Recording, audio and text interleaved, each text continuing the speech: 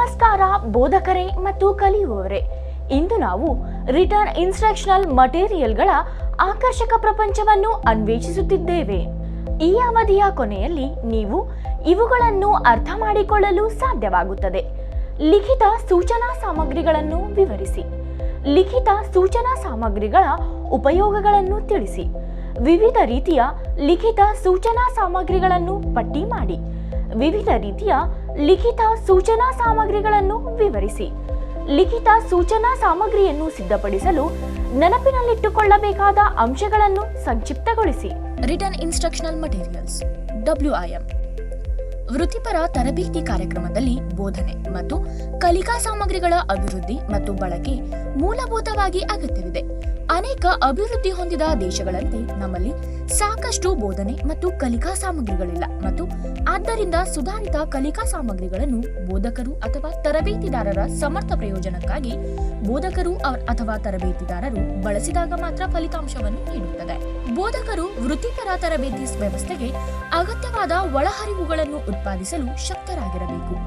ಯಾವುದೇ ಮಾಧ್ಯಮದಲ್ಲಿ ವ್ಯವಸ್ಥೆಯಲ್ಲಿ ಮಲ್ಟಿಮೀಡಿಯಾ ಗುರಿಯಾಗಿದೆ, ಆದರೆ ಇತರ ಲಿಖಿತ ಸೂಚನಾ ಸಾಮಗ್ರಿಗಳು ಶಿಕ್ಷಣ, ಬೋಧನೆ, ಕಲಿಕಾ ಸಾಮಗ್ರಿಗಳ ಅಭಿವೃದ್ಧಿಯ ಆರಂಭಿಕ ಹಂತಗಳಾಗಿವೆ. ಈ ವಸ್ತುಗಳು ಕಿಟ್ ಅಥವಾ ಪ್ಯಾಕೇಜ್ ರೂಪದಲ್ಲಿ ಲಭ್ಯವಿರಬಹುದು ಮತ್ತು ಪಠ್ಯಪುಸ್ತಕಗಳು, ಕಲಿಕಾ ಸಾಮಗ್ರಿಗಳು, ಸ್ಲೈಡ್ಗಳು, ಚಲನಚಿತ್ರಗಳು, ರೆಕಾರ್ಡಿಂಗ್ಗಳು, ಎಲೆಕ್ಟ್ರಾನಿಕ್ ಮಾಧ್ಯಮ, ಕಂಪ್ಯೂಟರ್ ಪ್ರೋಗ್ರಾಂಗಳು, ಆನ್ಲೈನ್ ಸೇವೆಗಳು ಮತ್ತು ಇತರ ಸಾಮಾನ್ಯ ಅಂಗೀಕರಿಸಲ್ಪಟ್ಟ ಸೂಚನಾ ಪರಿಕರಗಳನ್ನು ಒಳಗೊಂಡಿರಬಹುದು.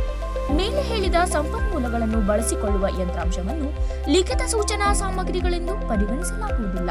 ಲಿಖಿತ ಸೂಚನಾ ಸಾಮಗ್ರಿಗಳು ಬೋಧಕರಿಂದ ಸಿದ್ಧಪಡಿಸಲಾದ ಸಂಪನ್ಮೂಲ ಸಾಮಗ್ರಿಗಳಾಗಿವೆ. ಸೂಚನಾ ಸಾಮಗ್ರಿಯ 4 ಪ್ರಮುಖ ಉಪಯೋಗಗಳೆಂದರೆ: ಎ. ಏಕರೂಪದ ಸೂಚನೆಗಳನ್ನು ನೀಡಲು. ಬಿ. ವೈಯಕ್ತಿಕ ಕಲಿಕೆಯ ಸಮಸ್ಯೆಗಳಿಗೆ ಹಾಜರಾಗಲು. ಸಿ. ತರಗತಿ ಕೊಠಡಿ ಮತ್ತು ಅಂಗಡಿ ಮಹಡಿಯಲ್ಲಿ ಕಲಿಕೆಯ ಸಮಯವನ್ನು ಉಳಿಸಲು. ಡಿ. ಕಲಿಕೆಯ ಸಮಯವನ್ನು ಹೆಚ್ಚಿಸಲು. ತರಗತಿ ಕೊಠಡಿ ಮತ್ತು ಅಂಗಡಿಯ ಮಹಡಿಯಲ್ಲಿ ಉತ್ತಮ ಪ್ರೆಸೆಂಟೇಷನ್ಗಾಗಿ ಬೋಧಕರು ತನ್ನ ಸ್ವಂತ ಬಳಕೆಗಾಗಿ ಸಿದ್ಧಪಡಿಸಿದ WIM ಅನ್ನು ಕೆಳಗೆ ನೀಡಲಾಗಿದೆ. A. Lesson plan. B. Demonstration plan. C. Information sheet. D. Operation sheet. E. Job sheet. F. Experiment sheet. G. Pre job check sheet. H. Final job check sheet. Lesson plan. Lesson plan ಒಬ್ಬ ವ್ಯಕ್ತಿಗೆ ಬೋಧನೆಯ ಕೋರ್ಸ್ನ ವಿವರವಾದ ವಿವರಣೆಯಾಗಿದೆ. ಸಿದ್ಧಾಂತಕ್ಕೆ ಸಂಬಂಧಿಸಿದ ಪಾಠವನ್ನು ನಿರ್ದಿಷ್ಟ ಸಮಯದವರೆಗೆ ಬೋಧಕರು ಸಿದ್ಧಪಡಿಸುತ್ತಾರೆ.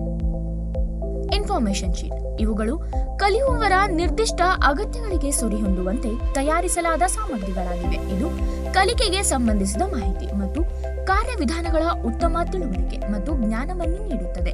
ಅವು ಸಾಮಾನ್ಯವಾಗಿ ತಾಂತ್ರಿಕ ಸಂಗತಿಗಳಂತಹ ಮಾಹಿತಿಯನ್ನು ಒಳಗೊಂಡಿರುತ್ತವೆ. ನಿಯಮಗಳ ವ್ಯಾಖ್ಯಾನ.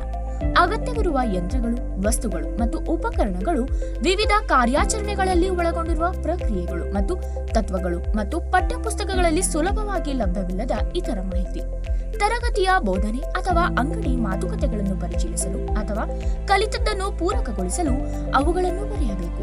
ವಾಸ್ತವವಾಗಿ ಅವು ತರಬೇತಿ ಪಡೆಯುವವರಿಗೆ ಕೆಲಸ ಏಕೆ ಎಂದು ತಿಳಿದುಕೊಳ್ಳಲು ಅಗತ್ಯವಿರುವ ಎಲ್ಲವನ್ನೂ ಒಳಗೊಂಡಿರುತ್ತವೆ. Assignment sheet.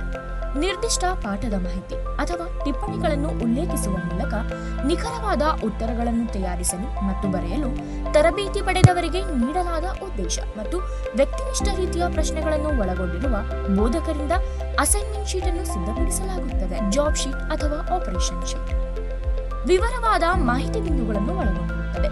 ಹಂತ ಹಂತದ ಕಾರ್ಯವಿಧಾನ, ನಿರ್ದಿಷ್ಟ ಕೌಶಲ್ಯವನ್ನು ಅನುಸರಿಸಬೇಕಾದ ಸುರಕ್ಷತಾ ಮುನ್ನೆಚ್ಚರಿಕೆಗಳು.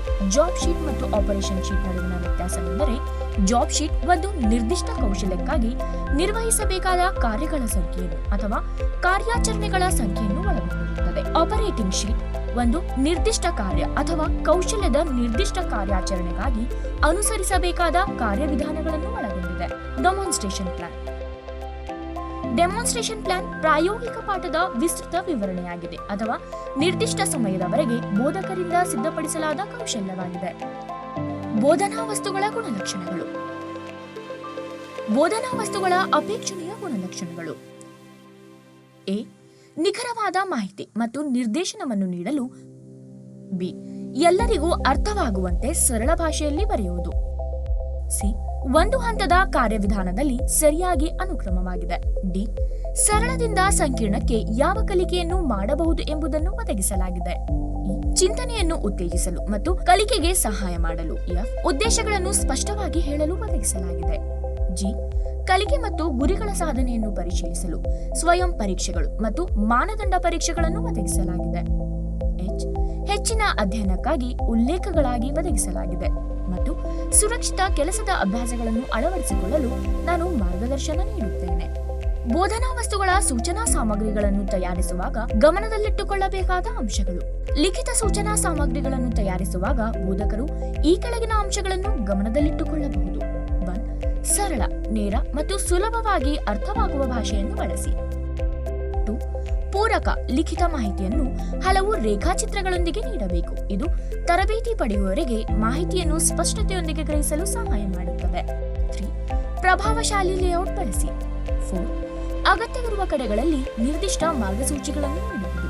5. ಮಾಹಿತಿಯ ಪರಿಮಾಣವನ್ನು ನೀಡಬೇಡಿ, ಬದಲಿಗೆ ಸಂಪೂರ್ಣವಾಗಿ ಅಗತ್ಯವಾಗಿರುವ ವಿಷಯಗಳನ್ನು ಮಿತಿಗೊಳಿಸಿ. 6. ಗುರಿಗಳನ್ನು ಸಾಧಿಸಲು ಕಾರಣವಾಗುವ ಪ್ರಶ್ನೆಗಳನ್ನು ಒದಗಿಸಿ. 7. ಪಠ್ಯಕ್ರಮವನ್ನು ಅನುಸರಿಸಿ ಮತ್ತು ಪಠ್ಯಕ್ರಮವನ್ನು ಒಳಗೊಂಡಿರುವ ಶೀರ್ಷಿಕೆಗಳು. 8. ಅಗತ್ಯವಿದ್ದರೆ ಹೆಚ್ಚುವರಿ ಅಧ್ಯಯನಕ್ಕಾಗಿ ಉಲ್ಲೇಖಗಳನ್ನು ಒದಗಿಸಿ. ನಿರ್ದಿಷ್ಟ ಉದ್ದೇಶಗಳು ಅಥವಾ ಕಲಿಕೆಯ ಫಲಿತಾಂಶಗಳನ್ನು ಸ್ಪಷ್ಟ ಪದಗಳಲ್ಲಿ ಒದಗಿಸಿ. ಪ್ರತಿ ಕಲಿಕಾ ಕಾರ್ಯದ ಕೊನೆಯಲ್ಲಿ ಅವರಿಂದ ನಿಖರವಾಗಿ ಏನನ್ನು ನಿರೀಕ್ಷಿಸಲಾಗಿದೆ ಎಂಬುದನ್ನು ತಿಳಿಯಲು ಪ್ರಶಿಕ್ಷಣಾರ್ಥಿಗಳಿಗೆ ಅನುವು ಮಾಡಿಕೊಡಿ. ಪ್ರಶಿಕ್ಷಣಾರ್ಥಿಗಳ ಅಥವಾ ಕಲಿಯುವವರ ಗುಣಮಟ್ಟವನ್ನು ಗಮನದಲ್ಲಿಟ್ಟುಕೊಂಡು ಸೂಚನಾ ಸಾಮಗ್ರಿಗಳನ್ನು ಸಿದ್ಧಪಡಿಸಬೇಕು. ಉದ್ದೇಶಗಳನ್ನು ಸುಲಭವಾಗಿ ಗುರುತಿಸಬೇಕು ಮತ್ತು ಸರಳ ಸ್ಪಷ್ಟ ಪದಗಳಲ್ಲಿ ವ್ಯಕ್ತಪಡಿಸಬೇಕು. ಆಯ್ಕೆ ಮಾಡಿದ ವಿಷಯಗಳು ನೇರವಾಗಿ ಪ್ರಶಿಕ್ಷಣಾರ್ಥಿಗಳ ಜ್ಞಾನ ಮತ್ತು ಪ್ರಶಿಕ್ಷಣಾರ್ಥಿಗಳ ಕೌಶಲ್ಯಗಳಿಗೆ ಸಂಬಂಧಿಸಿರಬೇಕು. ಜ್ಞಾನದೊಂದಿಗೆ ಪರಸ್ಪರ ಸಂಬಂಧ ಹೊಂದಿರಬೇಕು ಅಥವಾ ಸಂಯೋಜಿತವಾಗಿರಬೇಕು. ಶಿಕ್ಷಣಶಾಸ್ತ್ರ ಮತ್ತು ಅಂಡಾಗೋಜಿಗೆ ಸಂಬಂಧಿಸಿದ ಕಲಿಕೆಯ ತತ್ವಗಳು. ಈ ಕೆಳಗಿನ ರೀತಿಯಲ್ಲಿ ತರಬೇತಿ ಪಡೆಯುವವರ ಅಗತ್ಯವನ್ನು ಬೆಂಬಲಿಸಲು ವಿಷಯಗಳನ್ನು ಆಯೋಜಿಸಬೇಕು ಮತ್ತು ಅನುಕ್ರಮಗೊಳಿಸಬೇಕು. ಪೂರ್ವಾಪೇಕ್ಷಿತ ಕೌಶಲ್ಯ ಮತ್ತು ಜ್ಞಾನವನ್ನು ಮುಂಚಿತವಾಗಿ ಪರಿಚಯಿಸಬೇಕು. ಅವುಗಳನ್ನು ನಂತರದ ಅಂಶಗಳೊಂದಿಗೆ ಸಂಯೋಜಿಸಲಾಗುತ್ತದೆ ಮತ್ತು ಅನ್ವಯಿಸಲಾಗುತ್ತದೆ. ಜ್ಞಾನ ಮತ್ತು ಕೌಶಲ್ಯವನ್ನು ಮಾಹಿತಿಯ ಸರಣಿಯ ಮೂಲಕ ಮತ್ತು ಕ್ರಮೇಣ ಕಷ್ಟವನ್ನು ಹೆಚ್ಚಿಸುವ ಕಾರ್ಯವನ್ನು ಸಾಧಿಸಲಾಗುತ್ತದೆ. ಒಂದು ಕಾರ್ಯದಲ್ಲಿ ಸ್ವಾಧೀನಪಡಿಸಿಕೊಂಡ ಕೌಶಲ್ಯ ಮತ್ತು ಜ್ಞಾನವನ್ನು ತಕ್ಷಣವೇ ಎಕ್ಸರ್ಸೈಸ್ ಮತ್ತು ನಿಯೋಜನೆಗಾಗಿ ಬಳಸಲಾಗುತ್ತದೆ. ಸ್ವಯಂ ಕಲಿಕೆ, ಪ್ರೋಗ್ರಾಮ್ಡ್ ಲರ್ನಿಂಗ್ ಎಕ್ಸರ್ಸೈಸ್ ಶೀಟ್ ಇತ್ಯಾದಿ. ವಿಷಯವು ಲಿಖಿತ ಸೂಚನಾ ಸಾಮಗ್ರಿಗಳನ್ನು ವ್ಯಾಖ್ಯಾನಿಸುವುದು, ಅದರ ಉಪಯೋಗಗಳು, ಅದರ ವಿವಿಧ ಪ್ರಕಾರಗಳನ್ನು ವಿವರಿಸುವುದು ಮತ್ತು ಅದರ ತಯಾರಿಕೆಗಾಗಿ ನೆನಪಿನಲ್ಲಿಟ್ಟುಕೊಳ್ಳಬೇಕಾದ ಅಂಶಗಳನ್ನು ಸಂಕ್ಷಿಪ್ತಗೊಳಿಸುವುದನ್ನು ಒಳಗೊಂಡಿದೆ. ಶಿಕ್ಷಣದಲ್ಲಿ ಲಿಖಿತ ಸೂಚನಾ ಸಾಮಗ್ರಿಗಳ ಈ ವಿಷಯವನ್ನು ನೀವು ಅರ್ಥ ಮಾಡಿಕೊಂಡಿದ್ದೀರಿ ಎಂದು ನಾನು ಭಾವಿಸುತ್ತೇನೆ. ನಮ್ಮ ಮುಂದಿನ ವಿಡಿಯೋದಲ್ಲಿ ನಾವು ನಿಮಗೆ ಮತ್ತೊಂದು ಹೊಸ ಪರಿಕಲ್ಪನೆಯನ್ನು ತರುತ್ತೇವೆ. ಅಲ್ಲಿಯವರೆಗೆ ಕಾಳಜಿ ವಹಿಸಿ.